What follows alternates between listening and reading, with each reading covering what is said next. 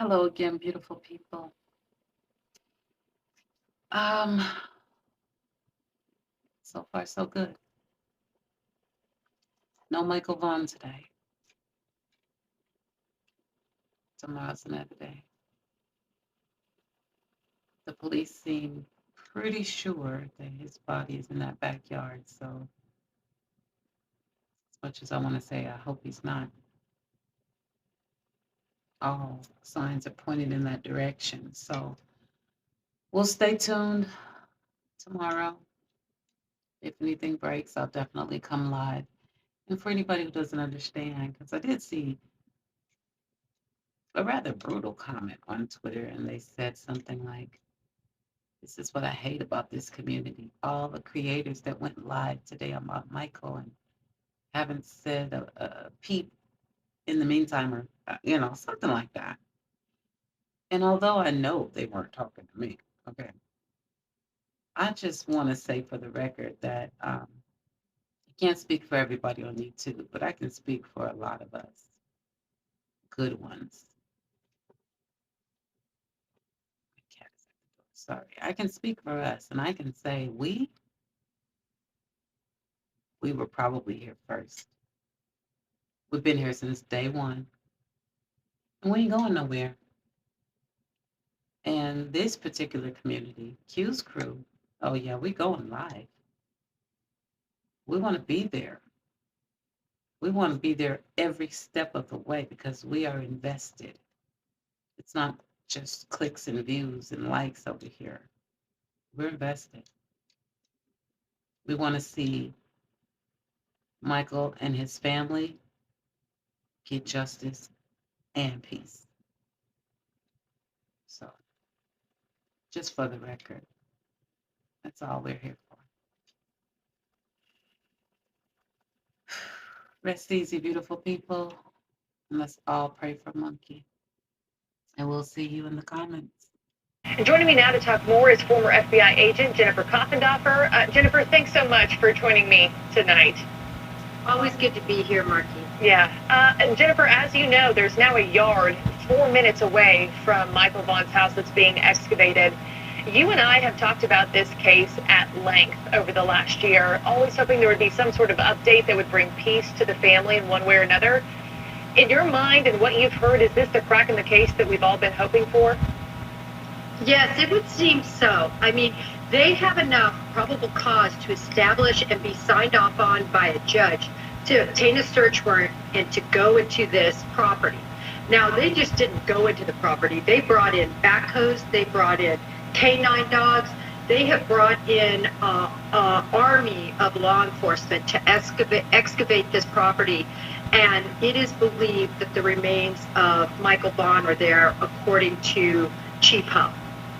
And talk to me a little bit more about that yard excavation. You know, for that to take place, there had to have been extremely credible evidence, right? I mean, what has to take place? What has to be in law enforcement's hands, evidence-wise, for them to be able to go into a yard and start digging?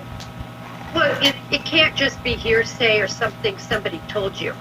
It starts with that, but then you have to actually corroborate that information with independent evidence. And that's what builds the probable cause. And in this case, they had that in their hands, went to a judge, and that's why they're excavating. So while it's a great break, seemingly, it's also very sad. And remember, this has been going on now for 2 days, and yet nothing has been recovered except for a large truck of dirt, which has now been removed.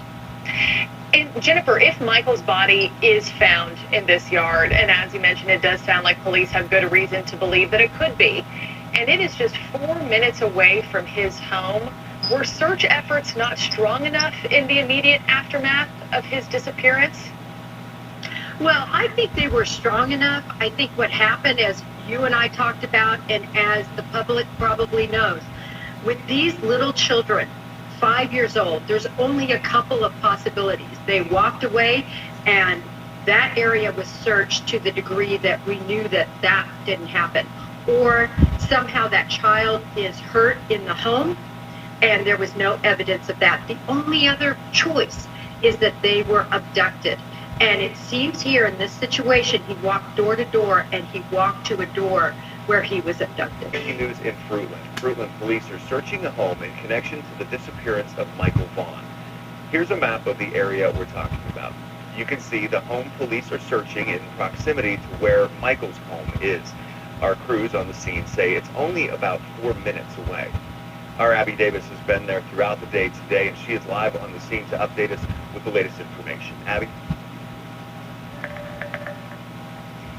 Doug, law enforcement have been out here since Friday after they received a very credible tip. That is what the police department told us, suggesting that Michael Vaughan's possible human remains are in this nearby neighborhood, specifically this backyard over here. You can see, let's take a little bit of a walk. The road has been closed to through traffic since Friday evening. You can come over here, you can see this crime scene tape, and then continuing walking, you can see there is they're excavating the entire yard. We were told about 3 to 4 inches. You can see that dump truck there. They have been taking piles of dirt out since about 11 a.m. this morning.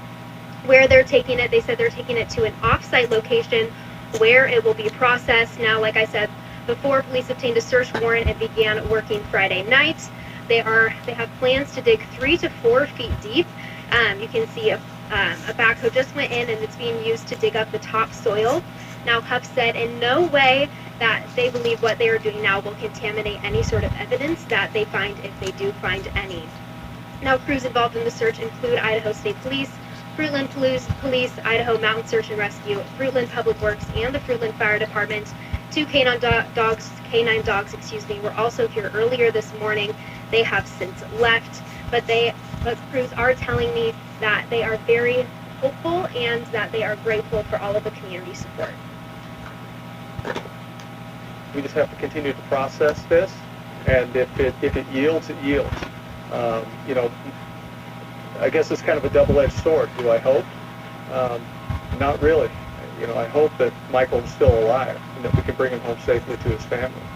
But we also know that we need to find resolution to this case, and we need to just follow the leads and follow the credible information, and that's what we'll continue to do. Crews have been out here since about 10 a.m. this morning, and they did take a brief break around lunchtime. There were some possible safety concerns for the crews regarding utility lines and such, but you can see now they have since resumed. Now, a family spokesperson said the family thanks the community for all of their supports, but that they're requesting privacy at this time. Now, as far as a timeline, we don't really have one. Crews are expected to work until it gets dark tonight, but the police chief did say that they will most likely be out here tomorrow continuing to work. Doug.